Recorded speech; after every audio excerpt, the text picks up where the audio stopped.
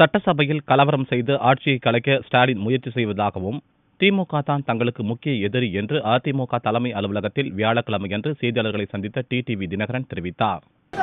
சட்டசபையிலே விதிகளுக்கு உட்பட்டுத்தான் சபாநாயகர்கள் அவர்கள் சட்டசபையை அன்று நடத்தினார்கள்.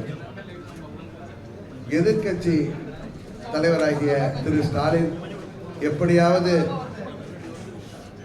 அன்றைக்கு அங்கே கலவரத்தை ஏற்படுத்தி ஆட்சியை கலைத்துவிட வேண்டும் என்று முயற்சி செய்தார். அவரது முயற்சியை அனைத்திந்திய அண்ணா திராவிட முன்னேற்ற கழகத்தைச் சேர்ந்த சட்டமன்ற உறுப்பினர்கள் அனைவரும், இது புரட்சி தலைவியின் கோட்டை, புரட்சி தலைவியின் போர்வால், அவர்கள் போர் வீரர்கள், இராணுவ கட்டுப்பாடோடு அவர்கள் அன்று அங்கே செயல்பட்டு அம்மா அவர்களின் ஆட்சியை தொடர்ந்து தமிழகத்திலே ஏற்படுத்தி இருக்கிறார்கள். அதனால் தோல்வியில் விரக்தியில் ஸ்டாலின் ஏதோ செய்து கொண்டிருப்பது உங்களுக்கு தெரியும். அவர் அதைத்தான் இன்றைக்கு டெல்லி சென்றிருக்கிறார். நிச்சயம் அவர் தோல்வியடைவார்.